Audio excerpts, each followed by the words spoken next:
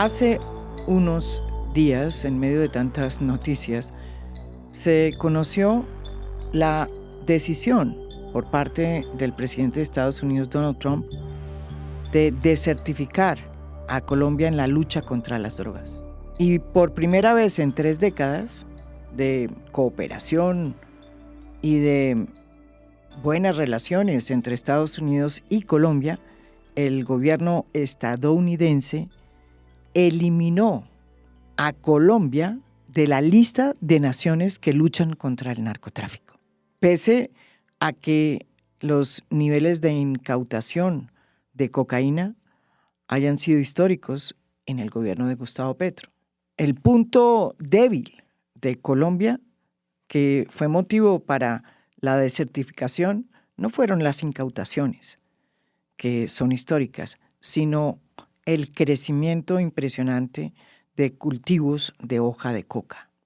Según la Red de Estudios sobre Drogas en América Latina, que reúne a muchos de los más importantes académicos de toda la región, expertos en drogas, el crecimiento de cultivos de hoja de coca en Colombia ha sido realmente exorbitante en los últimos años.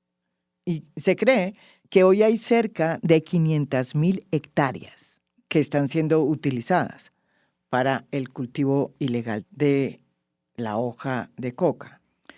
A pesar de que es claro que el gobierno de los Estados Unidos quiere castigar a Colombia por su incapacidad de frenar el aumento en el cultivo de la hoja de coca, esta desertificación es una desertificación con waiver, es decir, que es una especie de castigo sin sanción, que se le conoce como una desertificación con waiver, en la que se le llama la atención a Colombia, pero no se suspende la ayuda al país en virtud de los intereses nacionales y vitales de Washington.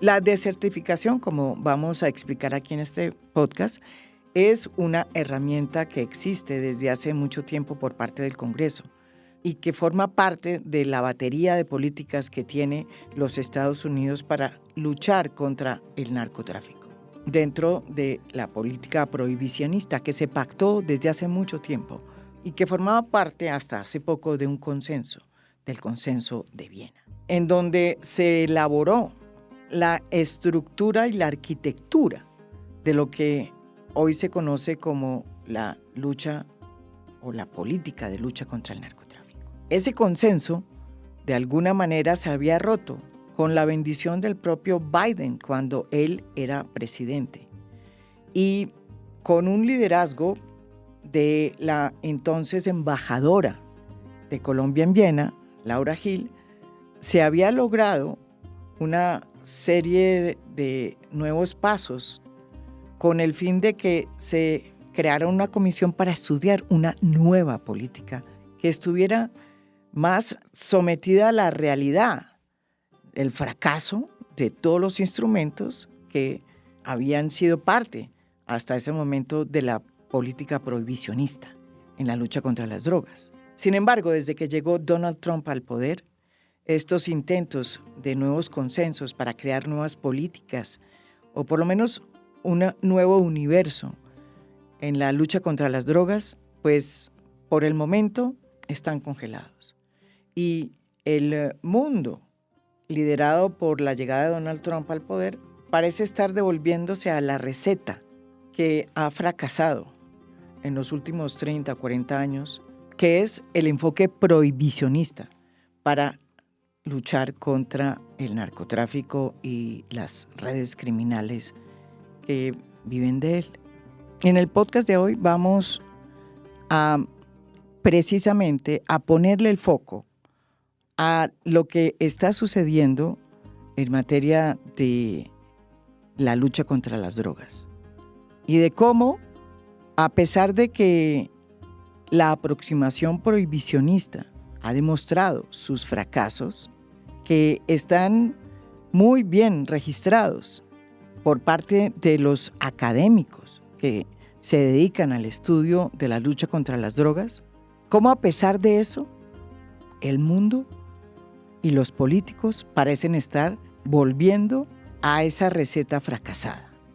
Van a estar con nosotros 2 académicas que forman parte de la Red de Estudios sobre Drogas de América Latina, Redesdal, y que precisamente se ha creado para poder intercambiar información, datos, sobre cuáles son los efectos de la política prohibicionista, que es la que se ha adelantado en todos los países y desde luego en los países de América Latina, con el fin de saber si esas políticas han sido eficaces o han sido un fracaso.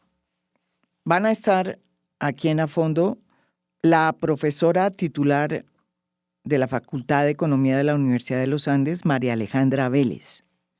Ella fue directora del Centro de Estudios sobre Seguridad y Drogas, el CESED, entre 2019 y el 2024, y actualmente dirige el área de Desarrollo Rural, Economías Ilegales y Medio Ambiente en el CESED. Es miembro del National Colombian Brain Trust, que forma parte del Institute for Integrated Transitions y Senior Fellow del EFD. Su expertise se centra en la gobernanza y en el diseño institucional para la gestión de recursos naturales en comunidades rurales del sur global. Recientemente se ha enfocado precisamente en los efectos de las economías ilícitas y las políticas de drogas sobre los recursos naturales, los modelos de regulación del cannabis en Colombia y el impacto de la política de drogas sobre el bienestar y la seguridad de las comunidades. Durante el otoño del 2024 fue profesora visitante Tinker en el Instituto de Estudios Latinoamericanos de la Universidad de Columbia en Nueva York. Y también va a estar con nosotros Sandra Borda Guzmán, con maestrías en Relaciones Internacionales de la Universidad de Chicago. Ella es especialista en negociación y relaciones internacionales y politóloga de la Universidad de los Andes. Es profesora e investigadora de la Facultad de Ciencias Políticas y de Relaciones Internacionales de la Universidad del Rosario y actualmente cursa estudios de doctorado en Ciencia Política en la Universidad de Wisconsin. En un documento que escribe Sandra Borda, nuestra invitada hoy en A Fondo, se dice lo siguiente: en materia de lo que ha sido el régimen internacional de la política antidrogas y los retos que tiene hoy la política exterior colombiana. Dice lo siguiente: por mucho tiempo Colombia no solamente adhirió a la política de drogas, la política prohibicionista de drogas, sino que también participó activamente en la construcción y defensa de un régimen internacional antidrogas.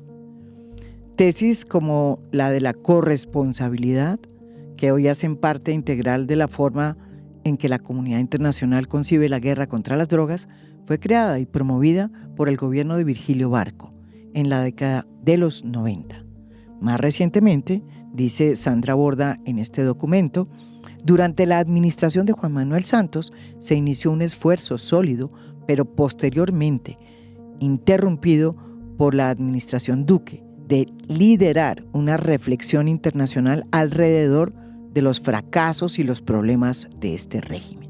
La política exterior de Santos, dice Sandra Borda, en el tema de las drogas ilícitas a nivel internacional, se caracterizó por la búsqueda de un liderazgo en la discusión global frente a los fracasos del régimen internacional antidrogas. Santos calificó abiertamente y en escenarios internacionales la política global antidrogas como un fracaso, una suerte de bicicleta estática que genera daños y no produce resultados.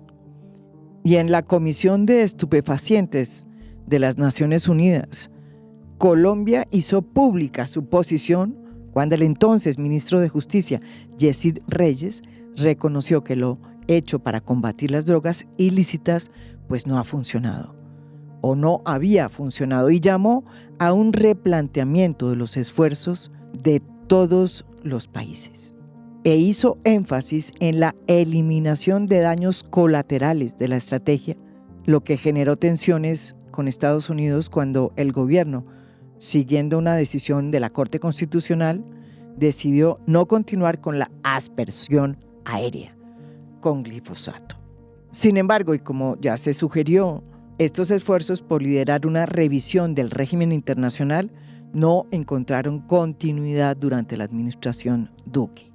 La administración Petro, según Borda, ha revisitado estos temas de transformación del sistema internacional antidrogas. En este contexto, Colombia propuso crear una comisión de expertos que revise el marco de política de drogas a nivel mundial y que fue votada positivamente en la 68ª Comisión de Estupefacientes en Viena. Sin embargo, a diferencia de la estrategia de Santos, sostiene Sandra Borda, el presidente Petro ha decidido poner el énfasis en su discurso en culpabilizar al norte global del problema y del fracaso de la estrategia. Este factor, sumado a la falta de continuidad y de articulación en los esfuerzos diplomáticos, dificultarán el logro de objetivos concretos en el intento colombiano de transformar el régimen. Y esto se suma al hecho de que el presidente Donald Trump, y esto sí ya es de mi cosecha, ha firmado en secreto una directiva para que se comience a usar la fuerza militar contra ciertos carteles de la droga latinoamericanos que su administración ha declarado como organizaciones terroristas. Y es esta directiva la que ha sido usada para bombardear con misiles a cerca de 4 embarcaciones en aguas internacionales del Caribe. Un hecho que ha sido duramente criticado por incluso las Naciones Unidas, con el argumento de que estos actos unilaterales acaban con el derecho internacional.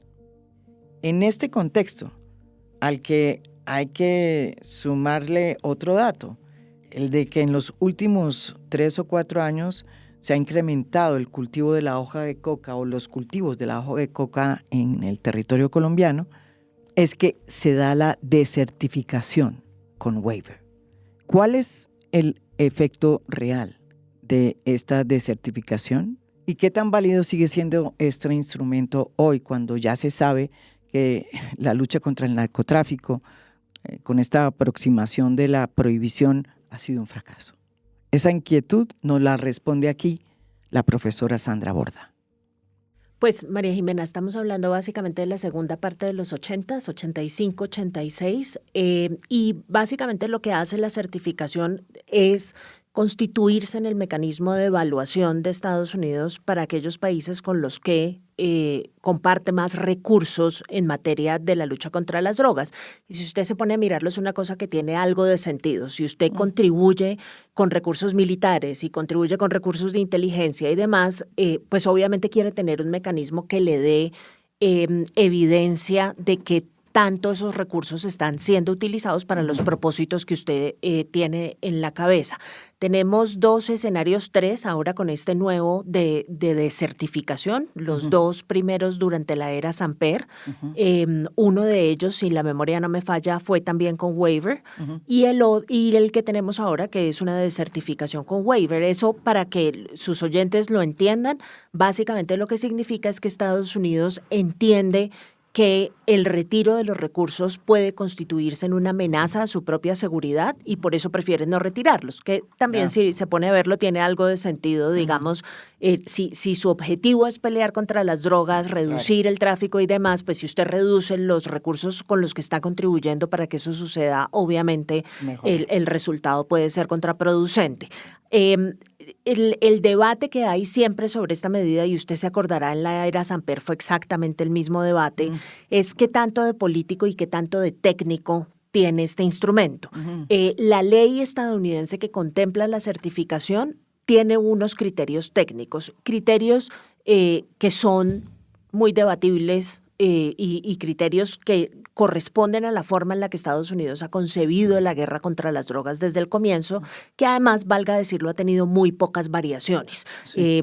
Al comienzo de la administración Biden, un poquito de demócratas en la Cámara sacó un documento diciendo esto tenemos que revisarlo. No, hay unos intentos revisionistas mínimos, pero la verdad es que el contenido de la política antidrogas de Estados Unidos no ha variado sustancialmente. Pero Sandra, ni siquiera ha habido un cambio luego de que en la administración Joe Biden se introdujo la política de reducción de riesgos.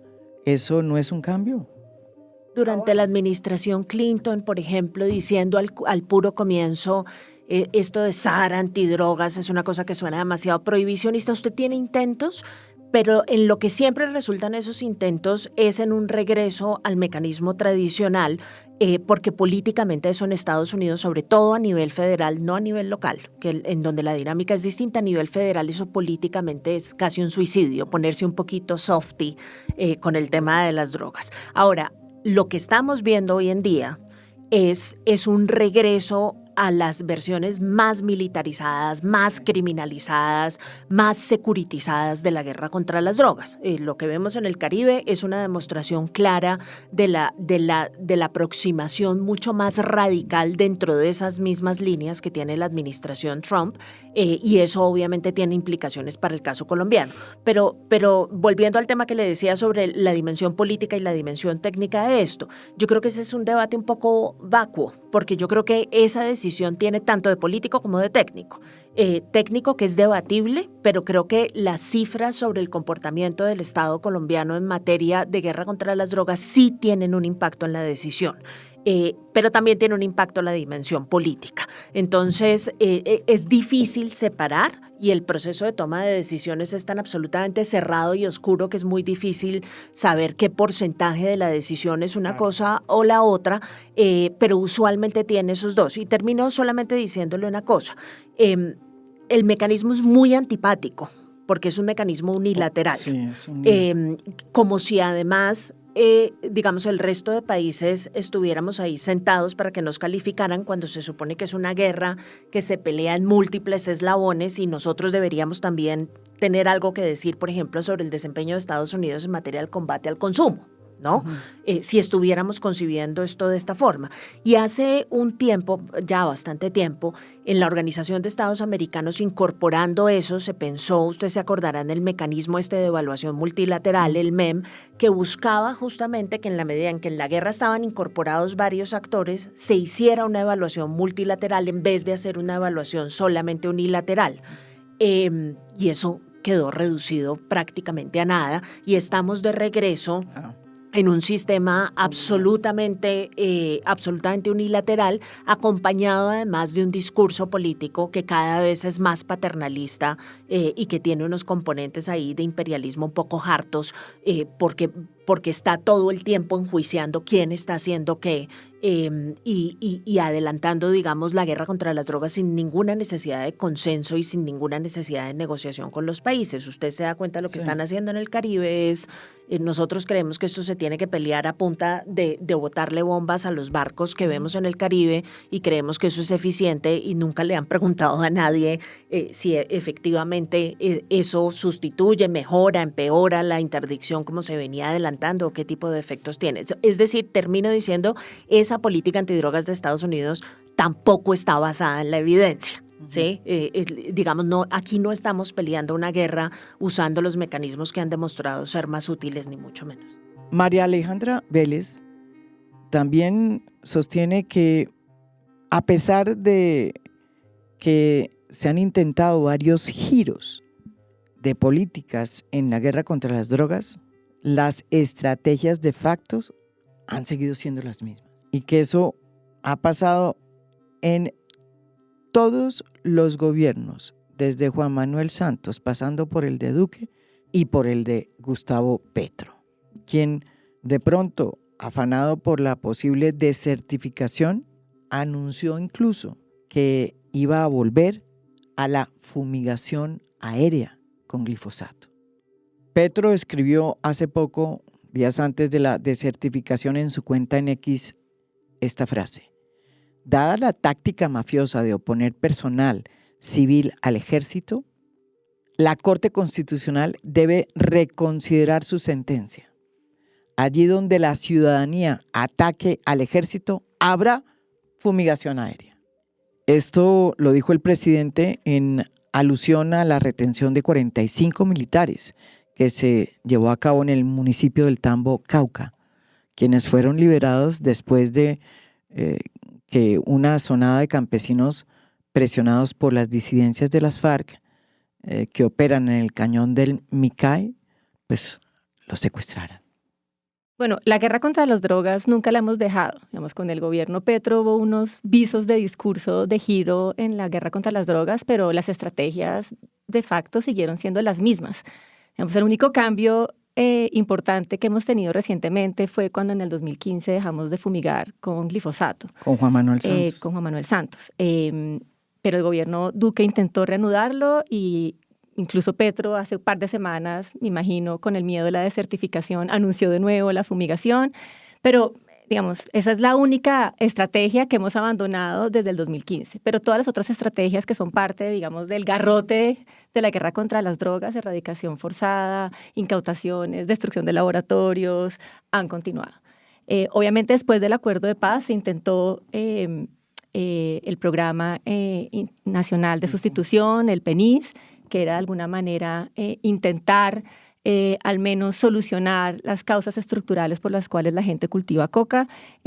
Podemos hablar de eso nuevamente, pero básicamente la evaluación que nosotros hicimos demuestra que eso no tuvo los efectos esperados, de hecho tuvo efectos peores, aumentó los cultivos de coca, aumentó la deforestación, etc. Pero a mí lo que me parece más preocupante de la desertificación es la reacción de los candidatos o precandidatos actuales, que parece que lo único que se les ocurre en respuesta a eso es intentar retomar la fumigación aérea, que por supuesto no lo podrían hacer de inmediato porque tienen que cumplir una cantidad de cosas que la Corte Constitucional puso, pero va en contravía de toda la evidencia ahí sí, científica y técnica sobre por qué la aspersión aérea con glifosato no ha funcionado, por qué la erradicación manual forzada no ha funcionado con fumigación o con a punta de machete. Y básicamente esas estrategias no funcionan por dos razones principales. La primera es que con una demanda de 25, 30 millones de consumidores, pues sí, inmediatamente que fumigas o erradicas, pues eliminas la planta, pero estas se desplazan rápidamente a otros lugares. Entonces está lo que se conoce en la literatura como el efecto globo. Y es que básicamente se desplaza a otro lado. ¿Por qué se desplaza? Pues porque hay una demanda estable y creciente de 30 millones de consumidores dispuestos a pagar. Pero lo segundo es porque este eslabón de la cadena es el eslabón que se conoce como se le llama el más débil, que es fácilmente reemplazable. O sea, con las estrategias de erradicación no le estás afectando las finanzas a los grupos organizados, criminales que se favorecen más del narcotráfico, sino al pequeño cultivador o al primer eslabón. Entonces, básicamente, otros llegan rápidamente a sustituir ese cultivo. Entonces, sí es muy preocupante que nuevamente, tras el anuncio de la certificación, lo único que sale a la luz pública es vamos a tener que fumigar de nuevo. Y sabiendo que la fumigación tiene una cantidad de efectos secundarios no deseables en temas de deforestación, de pérdida de biodiversidad, todos los posibles efectos de salud, de pérdida de legitimidad del Estado, pero además de eso no soluciona el problema de fondo, no soluciona el problema de por qué las comunidades en primer lugar empezaron a cultivar y no soluciona o no le quita los recursos a las organizaciones que realmente se están beneficiando del narcotráfico. Entonces estamos en una situación muy absurda y es porque todo el mundo está de acuerdo, o todo el mundo no, pero hay suficiente evidencia y la academia en particular está de acuerdo en que la guerra contra las drogas no ha funcionado. Pero ante la amenaza a la desertificación ante ya a la respuesta a la desertificación vuelve la idea de toca rápidamente hacer algo, porque si no, ahí sí nos van a desertificar sin waiver, entonces mejor erradiquemos. Y esa es una solución de corto plazo, no sostenible y que eventualmente vuelven y salen los mismos cultivos.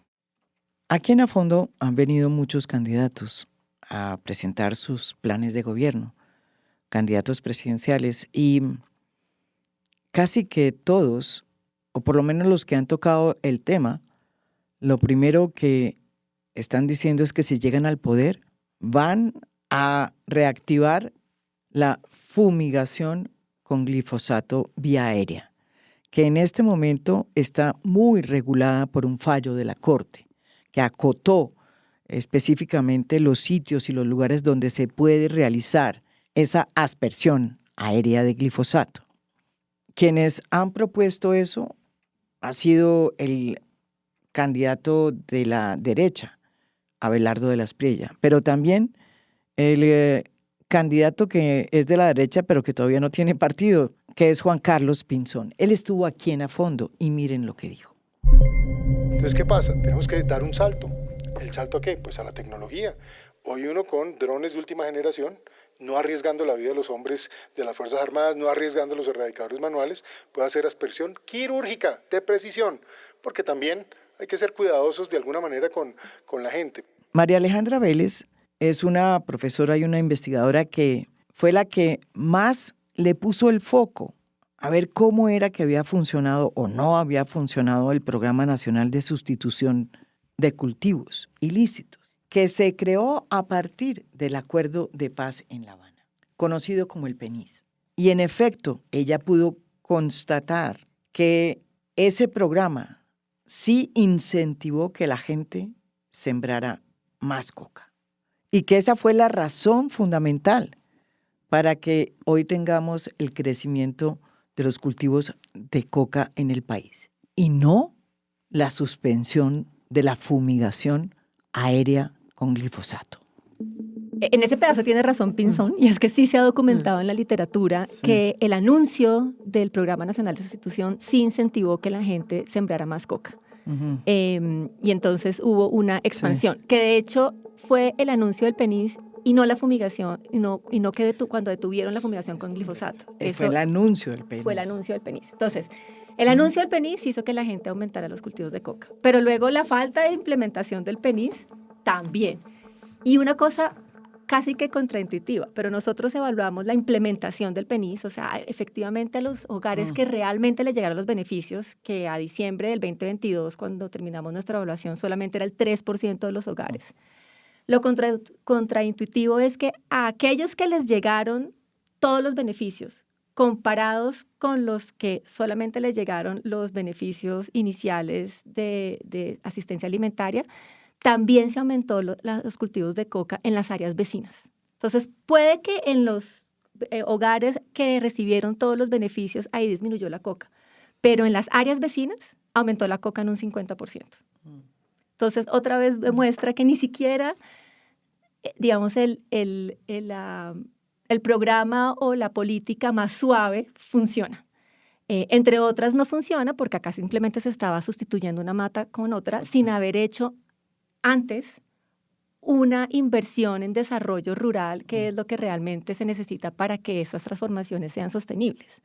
Entonces, sin una inversión en carreteras, en electrificación rural, en infraestructura, en bienes públicos, pues difícilmente alguna de estas estrategias va a funcionar porque nuevamente hay muchos otros lugares listos para producir esos cultivos ilícitos.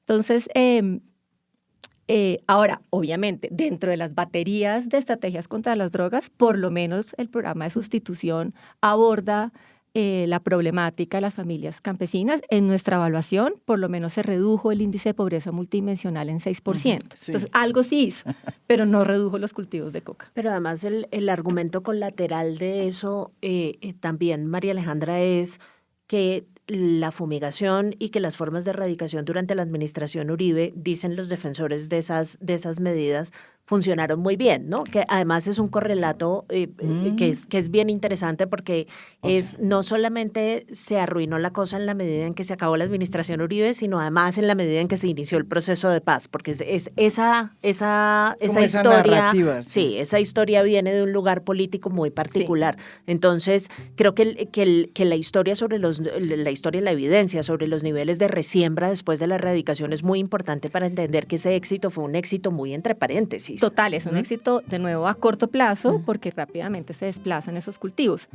o incluso se resiembra. Entonces, por ejemplo, la tasa de resiembra de la aspersión terrestre, es decir, resiembra es que se vuelve y siembra en el mismo lugar, es del 69%. La tasa de resiembra de la erradicación manual forzada es del 30%. Para poder, según los cálculos que hacía Daniel Mejía en su momento, para poder erradicar con fumigación aérea 1 hectárea hay que fumigar 33. Entonces, ninguna de esas estrategias es costo efectiva. Pero además es poner el foco en donde no es, ¿no? A una crisis de seguridad la respuesta es combatamos los cultivos de coca en lugar de estar pensando en cómo desarticulo las organizaciones criminales, dónde están los recursos importantes, dónde está ocurriendo el lavado de dinero, etcétera, etcétera. Hay quienes dicen que dentro de la guerra contra las drogas, pues lo mejor es entonces por lo menos enfocarse en los eslabones más importantes de la cadena, laboratorios, incautaciones, aunque yo me temo que eso a largo plazo tampoco hace mucho. Me parece que todo el mundo se adapta a las incautaciones. El gobierno Petro sin duda es el gobierno que más ha incautado. El problema es que se aumentó la productividad de la cocaína, sí, entonces en la tasa de facto eso no funcionó. Entonces hay demasiadas pistas que muestran que en el marco de la prohibición, pues la guerra contra las drogas no funciona. El punto es como país, cómo reaccionamos ante una desertificación, porque por supuesto no podemos enemistarnos con Estados Unidos, sino cómo estratégicamente respondemos esto. Y yo creo que la forma de responder es de dos formas. Uno, hacer la inversión de desarrollo rural que tenemos que hacer con o sin coca. Y dos, preocuparnos por los problemas de seguridad y intentar combatir aquellas estructuras que están generando más violencia y que trafican y que están comercializando. Pero enfocarnos en erradicar cultivos de coca pues no va a solucionar ni los problemas de los cultivos ilícitos ni los problemas de la seguridad. Es un poco como el argumento. Sandra, usted sostiene que se abrió una ventana importante en la administración de Santos para cambiar la política de drogas, pero que pues los que han llegado al poder, los presidentes que sucedieron a Santos, pues han perdido poco a poco esa oportunidad y ya como están las cosas, pues eso sí es evidente, la ventana para que a través de la diplomacia se puedan hacer cambios a la política internacional de las drogas desde Colombia se está cerrando. ¿Usted qué opina? Si me permite, María Jimena, yo creo que el otro espacio donde hay que hacer un esfuerzo grande es el espacio diplomático, porque es que, digamos, nosotros podemos ensayar las fórmulas, pero mientras la comunidad internacional no entienda la necesidad de construir esas variaciones, pues todo el tiempo vamos a tener esta presión por seguir haciendo lo que hemos venido haciendo hasta ahora, porque yo creo que hay, en parte es como la salida fácil, pero simultáneamente es que también el margen de maniobra internacional que tenemos para ensayar otras cosas es muy pequeñito. Habíamos empezado y perdimos una ventana de oportunidad importante, yo creo. Habíamos empezado durante la administración Santos a hacer un esfuerzo diplomático alrededor de eso, que era tímido, porque yo me acuerdo que él decía, queremos propiciar una reflexión sobre esto, pero yo no quiero proponer nada, ¿no? Esa era su lógica. Pero propuso una reunión en las Naciones Unidas. Pero por lo drogas. menos hablemos, y usted se acordará, Yesid Reyes, el ministro de Justicia en ese momento, era súper activista en los foros multilaterales alrededor de esto, intentando transformar un poco los términos del régimen, porque además el problema que tenemos es que el régimen internacional en contra de las drogas es muy rígido. Las normas están demasiado legalizadas, y es un régimen claramente prohibicionista, digamos, a pesar de que se ha oscilado. El consenso de Viena. Ese y el sistema interamericano y demás, digamos, o sea, todos los grupos de normas que usted se encuentra son normas tremendamente legalizadas que cuesta trabajo transformar. Eso hay que empezar a propiciarlo a través de un esfuerzo diplomático amplio. Yo creo que este gobierno ha hecho un par de cosas en ese sentido, pero no han sido esfuerzos sistemáticos, estructurales, y no hay como una hoja de ruta para hacer eso, no solamente en Viena, sino que hay que también hacerlo en Washington, hay que hacerlo Washington pensando en la OEA. Hay que pensar, digamos, en distintos escenarios y además empezar a buscar activamente aliados en esta conversación, porque esta es una conversación que no podemos propiciar solos. Aquí hemos hecho varios podcasts sobre lo que se conoce como la ruptura del consenso en Viena, que sucedió a comienzos del año pasado, cuando precisamente Laura Gil era la embajadora de Colombia en Viena. Y se pudo romper el consenso en Viena porque el propio gobierno de entonces, Joe Biden, estaba de acuerdo en cambiar o por lo menos explorar a través de una comisión una nueva política de aproximación a las drogas. Usted, María Alejandra, ¿qué opina de esta ventana que se abrió en este gobierno? ¿Que no va a prosperar por cuenta de lo que está sucediendo ya en la realpolitik con la llegada de Donald Trump, que tiene una aproximación pues mucho más conservadora y que tira pues otra vez hacia la prohibición? Yo creo que hay dos elementos sí, muy importantes que ocurrieron durante este gobierno en Viena. Sí. El primero fue en la última CND, donde la delegación colombiana, liderada por la entonces embajadora Laura Gil, logró que en una resolución quedara que se va a hacer una comisión para estudiar el régimen global de drogas. Es un pedacito, Pues pero al menos los países Era votaron, se rompe el consenso por segunda vez, los países votaron para que se haga esta comisión. Ya se había intentado hacer eso a los 100 años del régimen y fue una cosa que terminó parada en Naciones Unidas también. Pero en este momento está ocurriendo en un momento en donde ya se reguló el cannabis en 24 estados de Estados Unidos, donde está toda la discusión sobre reducción de riesgos y daños, etcétera. Que ese fue, de hecho, el primer consenso que se rompió. Que fue hace como 3 años. Fue hace 2 años. No fue liderado por Colombia, pero apoyado por Colombia. De hecho, creo que fue liderado incluso por Estados Unidos y es una resolución que queda el concepto de reducción de riesgos y daños y es una aproximación de salud pública al consumo. Entonces, Colombia, desde la Embajada de Viena en estos años, sí ha sido muy activa en empujar esa discusión global, que yo creo que es algo a largo plazo, pero pues son unos pasitos. Y la segunda cosa que yo creo que en términos de diplomacia... déjame punto es solamente para hacer un punto sobre eso. El esfuerzo no es continuo.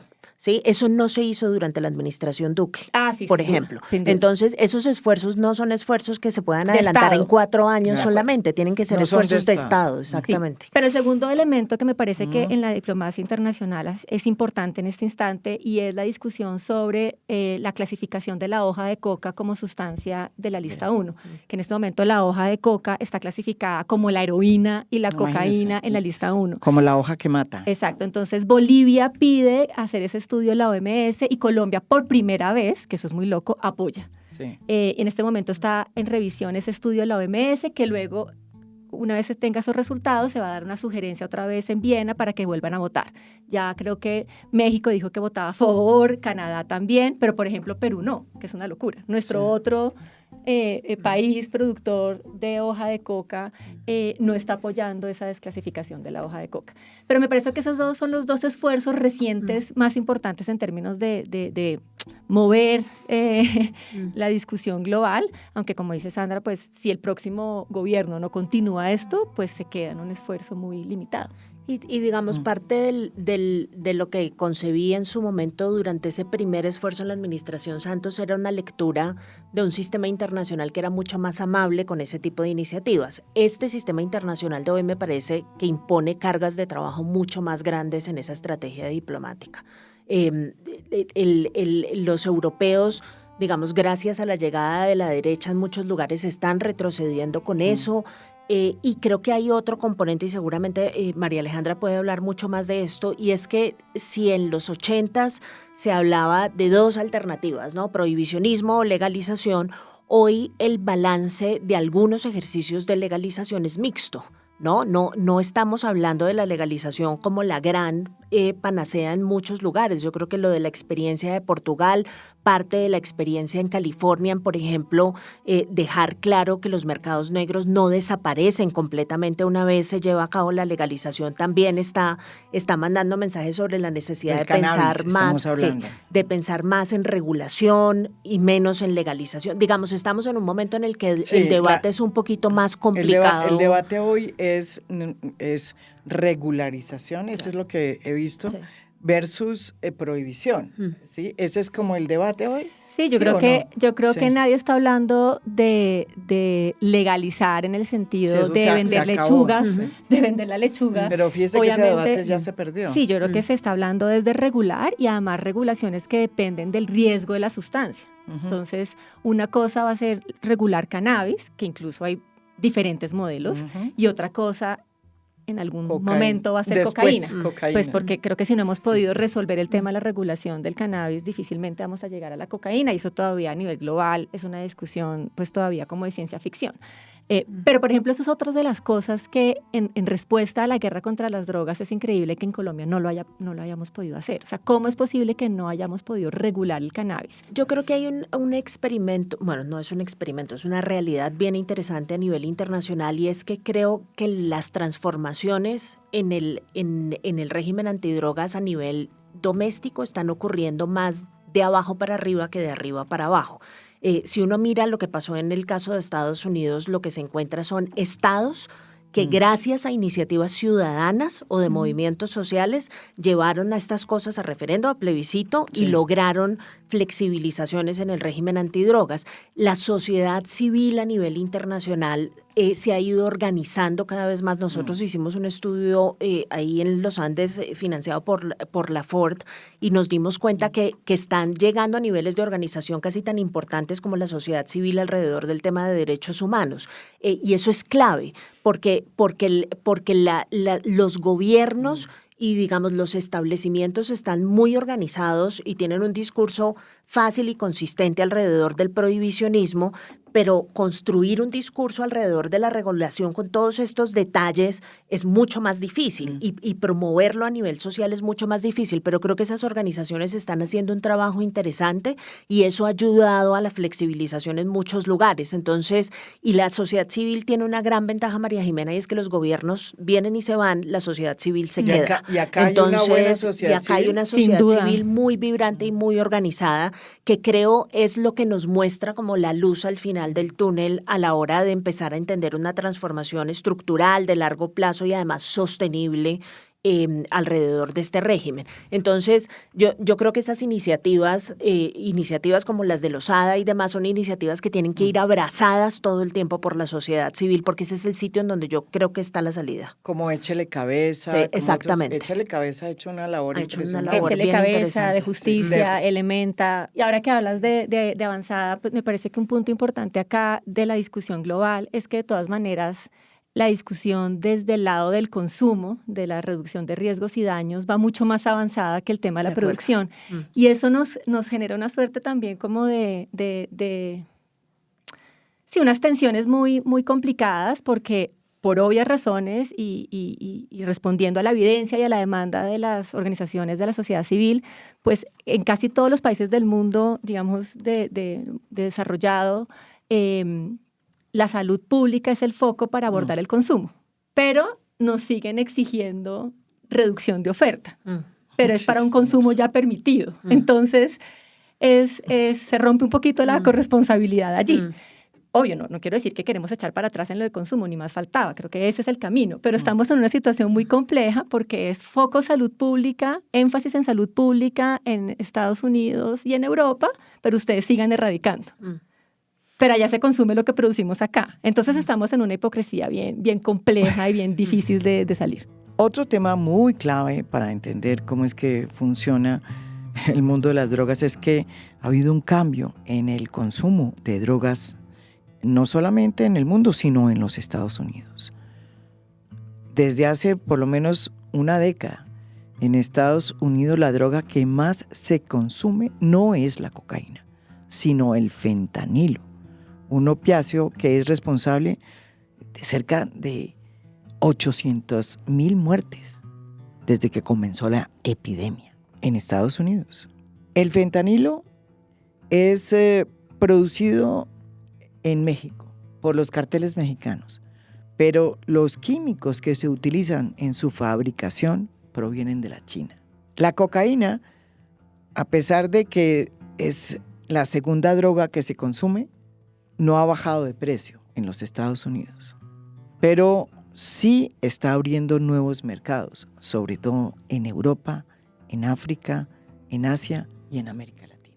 Uno hubiera pensado que con la epidemia de fentanilo, los Estados Unidos hubiera cambiado en algo, o por lo menos en un tema sustancial, la aproximación a la lucha contra las drogas, porque era evidente que algo se estaba haciendo mal, porque después de años y años de estar invirtiendo en la guerra contra la cocaína, pues resultó una droga química, el fentanilo, siendo realmente la principal droga que se consume en los Estados Unidos y creando una epidemia tenaz y horrible de la que hoy ya parece que están saliendo.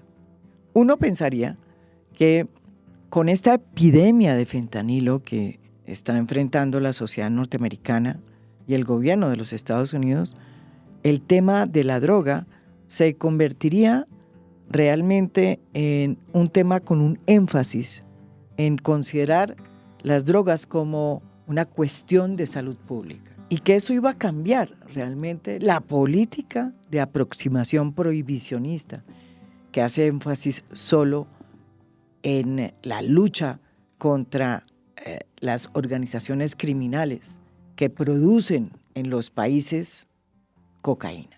Sin embargo, como bien lo acepta María Alejandra Vélez, la epidemia de fentanilo no le dio un respiro a la guerra contra las drogas en el tema de la cocaína. Yo pensé que el foco en fentanilo le iba a dar un respiro a la guerra contra las drogas en el tema de la cocaína. Y de hecho Biden sí estaba más preocupado por eso y no nos presionó acá. Pero yo creo que no es claro si son las mismas organizaciones o no las que las distribuyen, no colombianas, sino mexicanas, de otros países, ¿no? Sí. Entonces, el foco sí está en combatir esas organizaciones. Entonces, de acuerdo, el fentanilo es lo más importante y es la razón de preocupación para Estados Unidos. La cocaína no está creciendo en Estados Unidos, pero está estable. No es importante en términos de las muertes por consumo, ni mucho menos. Pero siguen siendo organizaciones que pueden estar ejerciendo poder en los mercados. Entonces, igual, aunque el foco sigue siendo fentanilo y lo más importante para ellos es fentanilo y por eso todas sus negociaciones con México, pues no dejaron el tema de la cocaína a un lado. Pero además creo que parte del esfuerzo diplomático del que estaba hablando tiene que pasar por construir un poquito un frente común a nivel regional, porque nosotros tenemos un hábito diplomático que es muy desagradable en la guerra contra las drogas frente a Estados Unidos, y es que lo que tendemos a hacer es echarnos la culpa los unos a los otros. Entonces, cuando la cosa se le empezaba a poner grave a México, México le decía a Estados Unidos, ¡Ey, mire a Colombia, miren lo que está haciendo Maduro! Maduro, que se le está complicando la vida con Estados Unidos en este momento, dice, no, pero nosotros no tenemos nada que ver, eso es un problema colombiano. Entonces, y luego Colombia también hacía la misma estrategia, no, pero échele ojo que allí está pasando tal cosa. Entonces, pilas con el tráfico. Claro, sí, exacto. Entonces, creo que esa estrategia frente a Estados Unidos es una estrategia pues que le conviene y le viene como anillo al dedo a Estados Unidos porque es la estrategia del divide y reinarás. Mientras nosotros no tengamos la posibilidad de construir un discurso común, entendiendo además, entre otras cosas, que claro, el fentanilo ya no es problema de Colombia, es más problema de México, pero esto va a seguir pasando, digamos, hoy va a ser el problema del uno, mañana va a ser el problema del otro, ya sea por el efecto globo o por el surgimiento de otra droga, vamos a estar siempre en este escenario porque parte del problema es la enorme debilidad estatal que hay en América Latina y cómo eso se constituye en condición de posibilidad para que estos grupos de organizaciones criminales operen, digamos, de la forma en la que lo hacen. Entonces, el esfuerzo también tiene que pasar por construir un discurso alrededor de este tema a nivel regional. Yo creo que hubo un intento, pero obviamente fallido, durante UNASUR, cuando se empezaron a construir, digamos, aproximaciones al tema de la seguridad colectivas, pero lo cierto es que hoy estamos en un escenario, si antes antes se podía decir que el problema de las organizaciones criminales y del narcotráfico era un problema colombiano, Sí. hoy usted ve, y esto está generalizado en América Latina. Yo por primera Ecuador. vez oigo hablando a los chilenos y a los argentinos con una angustia terrible sobre el Ecuador. tema de las Ecuador. organizaciones y obviamente lo de Ecuador. Entonces, es un problema que lejos, por lo menos en su dimensión de seguridad, lejos de haberse contraído, está en un proceso de expansión en América Latina. Pero, Sandra, ¿usted qué opina de esta decisión de Gustavo Petro, hablando de crear consensos, de crear esta zona binacional con Maduro? El presidente ha dicho que eso no significa el reconocimiento del señor Maduro como presidente que se robó las elecciones, pero que sí es evidente que debe haber un foco binacional ahí precisamente para enfrentar el tema del tráfico y del control de las organizaciones criminales. Pues digamos, el problema del reconocimiento ya es un problema secundario porque el reconocimiento es un barquito que ya zarpó hace mucho rato, digamos, o sea, Petro ya se reunió con ministros del gobierno de Venezuela, la firma de un acuerdo y de un memorando de entendimiento es el otorgamiento de un reconocimiento, eso no es una cuestión de voluntad, digamos, no es que yo diga yo reconozco y a partir de ese momento funciona el reconocimiento, no, si ya hay entendimientos gobierno a gobierno es porque el reconocimiento ya está dado. Entonces creo que esa discusión es una discusión que ya, así el gobierno no quiera aceptarlo, esa discusión ya pasó. Creo que, digamos, a mí lo que me preocupa más de eso es la falta de claridad sobre los mecanismos. Si usted mira con cuidado el texto del memorando de entendimiento, que es la única información dura que tenemos sobre ese acuerdo, ahí no hay nada en materia de seguridad. No hay nada. Nada. Todo lo que hay son, esto va a reactivar comercio, va a reactivar frontera, no sé qué, porque claro, como todos los memorandos de entendimiento, eso es una cosa supremamente, es un marco para avanzar en formas adicionales de cooperación. Y luego lo que dice es, vamos a crear grupos de trabajo como los que existían en otra época, ¿no? Sí, Las famosas los comisiones binacionales y demás. Sí. Vamos a crear grupos de trabajo donde podamos avanzar. Esa creación de esos grupos de trabajo, hasta donde yo tengo entendido, no se ha movido. Entonces, yo todo lo que veo todos los días al gobierno venezolano diciendo, estamos haciendo esto en el marco de la zona binacional. Y digo, pero ¿eso qué tiene que ver con el texto de lo que aprobaron? Como que hay un nivel de ambigüedad enorme sobre realmente qué es lo que se puede hacer en ese contexto que a mí me preocupa mucho. Si uno quisiera, ese podría ser el comienzo de un ejercicio más amplio en el sentido de crear un poco de consenso a nivel regional, pero creo que el gran obstáculo que enfrenta eso es que muchos países latinoamericanos tienen fórmulas distintas para entenderse con Estados Unidos y realmente muy pocos creen que la fórmula apropiada para entenderse con Estados Unidos sea la fórmula que ha propuesto Maduro o la fórmula que ha propuesto Petro. En otras palabras, no le quieren comprar las peleas con Estados Unidos a estos gobiernos. Lula está en eso, Sheinbaum está en eso. Es como, sí queremos resistir un poco, sí queremos aumentar espacios de autonomía, pero sin demasiado bombo y sin demasiado escándalo, ¿no? Porque saben que el costo que pueden pagar ahí es grande. Entonces eso limita un poco la posibilidad de que ambos, pues obviamente no, ni cuento de Venezuela porque Venezuela no es un régimen democrático, entonces no creo que tenga mucho arrastre, pero en el caso de Colombia eso limita mucho la capacidad de arrastre que tengamos. Muestra evidente de eso es que cada vez que convocan a la CELAC para efectos de algo que tenga que ver con Estados Unidos, el frenazo de otros países de la región es bien contundente. Entonces, en esos intentos de consenso regional, recordemos que Petro intentó esta conferencia con México, con México, con AMLO. En Cali, ¿no? En Cali, y eso no llegó a ningún puerto, no funcionó. Una agenda, yo estuve en varias de las sesiones presentes, una agenda muy confusa. De hecho, pues en su momento el presidente mexicano, pues con una posición sobre consumo poco progresista, entonces pues no había mucho que comunicarse con Petro.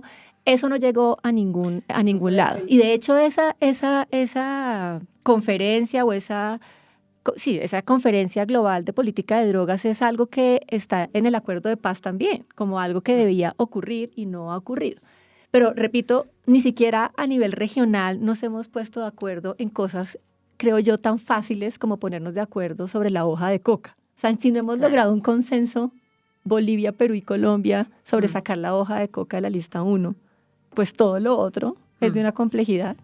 Bueno, y hablando de la nueva política, porque pues eso dice el presidente Gustavo Petro, aquí se hizo una nueva política, nosotros hablamos con el entonces ministro Osuna, que era el que había planteado la nueva política, realmente es una nueva política, se abandona el prohibicionismo y se mete, eso estoy diciendo lo que dijo el ministro, pero yo quiero o sea, ¿qué dicen ustedes que han investigado esto sobre esa política de Gustavo Petro, la nueva política de drogas? Pues yo creo que esa política no fue tan nueva. Digamos, ellos plantearon oxígeno para los cultivadores, asfixia para las organizaciones criminales. Eso, digamos, eso no es nuevo. Si se quiere, eso era la posición también del acuerdo de paz. ¿En qué fue nuevo? Yo creo que fue nuevo en el tema de intentar, por ejemplo, regular los usos no psicoactivos de la hoja de coca, en cambiar todo el discurso, digamos, estigmatizador de los consumidores, empujó mucho más el tema de reducción de riesgos y daños, pero seguimos en el marco de la prohibición, porque era asfixia a las organizaciones narcotraficantes. También prometió, pero obviamente ya lo dijimos, no lo cumplió, la regulación del cannabis. Entonces, realmente no era tan nueva. Yo creo que en lo que más se falló en esta administración es que se prometió una transformación a las regiones cocaleras, que en últimas tampoco ocurrió. Nos quedamos nuevamente en unos programas muy parecidos, de hecho, al PENIS. Que renacemos en Catatumbo, renacemos en Nariño, Putumayo, que tenían nuevamente un discurso de transformación territorial, pero la transformación no ha ocurrido, tan no ha ocurrido que tenemos 300.000 hectáreas probablemente. Tampoco se reguló el cannabis, no ha salido el decreto para regular los usos alternativos de la hoja de coca. Y en este año, básicamente, lo último que podrían hacer sería regular los usos alternativos de la hoja de coca y un nuevo intento para cannabis. Todavía queda un tiempito, a ver si se logra, aunque no lo creo. Pero algo que era súper fácil, el decreto para regular los usos alternativos de la hoja de coca también se quedó en borrador. Salvo el empujón en Viena, que yo creo que eso sí es de resaltar, pero que si no se continúa, pues obviamente pierde en el impulso. Pues yo creo que en Viena sí hubo unos empujones de globales interesantes. Creo eso en últimas fue lo más interesante que pasó en temas de política de drogas en este gobierno. ¿Alguna? No, simplemente una reflexión, María Jimena. Yo, digamos, después de tantos años de estar viendo esos esfuerzos diplomáticos, he aprendido que eso queda condenado al olvido y se convierten en respiros muy limitados si no hay. Usted es más pesimista. Sí, porque es que el problema es que nosotros no tenemos un aparato de política exterior que le asegure continuidad a eso. Entonces yo, por ejemplo, no estoy segura de que la persona que haya llegado a sustituir ahí a Laura Gil... Yo ni siquiera sé. Sí, pues para empezar, es que creo que ni siquiera hay todavía. ¿Ya hay? ¿No hay? No, yo creo que todavía no hay. Entonces me preocupa mucho que esos esfuerzos sean esfuerzos de unas personas como particulares, súper talentosas, que le encuentran una ventana de oportunidad al asunto para avanzarlo y después terminan convertidas en nada.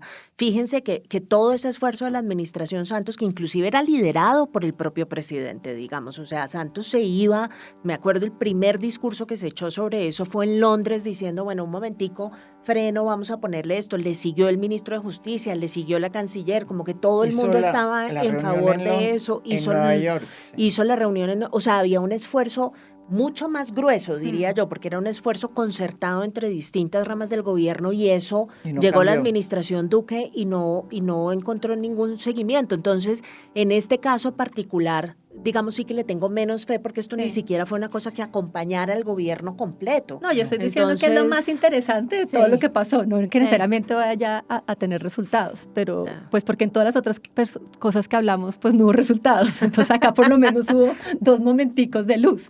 Que vaya a tener continuidad, pues probablemente Sandra tenga razón en que esto se va a quedar ahí, pero es que nada más hubo avances. Pero un ejercicio que sí valdría, en el que valdría la pena insistir, y sobre todo las organizaciones dedicadas al estudio de estos temas, y yo sé que el CECET ha estado avanzando en ese sentido, es presionar un poquito a los candidatos presidenciales a que superen la bobada de la, perdón, pues, pero de la aspersión fumigación aérea con glifosato, porque es que, digamos, yo creo que uno tiene ya, somos el país que más conocimiento ha acumulado por experiencia y por estudio alrededor de la lucha contra las drogas. No puede ser que a estas alturas del paseo sigamos con la bobería de estar pegados a un discurso pues, absolutamente inútil. Demasiada evidencia acumulada. Sí. Eso sí es desconocer toda la evidencia, todos los números, todos los estudios. Digamos, uno puede decir lo que uno quiera, pero si uno se va a los estudios, sistemáticamente le dice que eso no funciona. Ahora, que por razones políticas uno quiera fumigar, eso es otra cosa, pero razones técnicas o basadas en la evidencia no hay.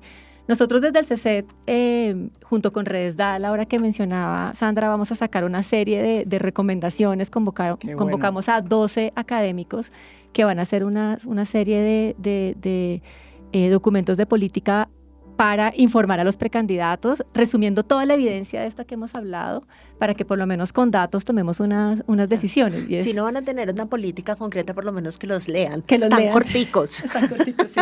Pero los podemos leer acá. Sí, claro que sí. Para decirles a los candidatos, oigan, miren lo que dice los que están investigando, los académicos, que eso no sirve. Pues esto van a estar listos. Hay que pasárselo a Petro también. Van a estar listos en octubre.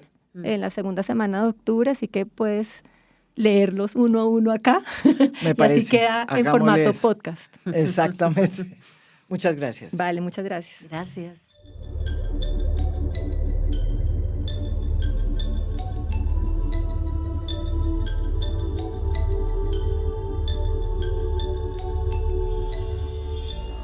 A Fondo es un podcast producido por Mafialand. Producción general, Beatriz Acevedo. Producción de audio, Santiago Acosta López.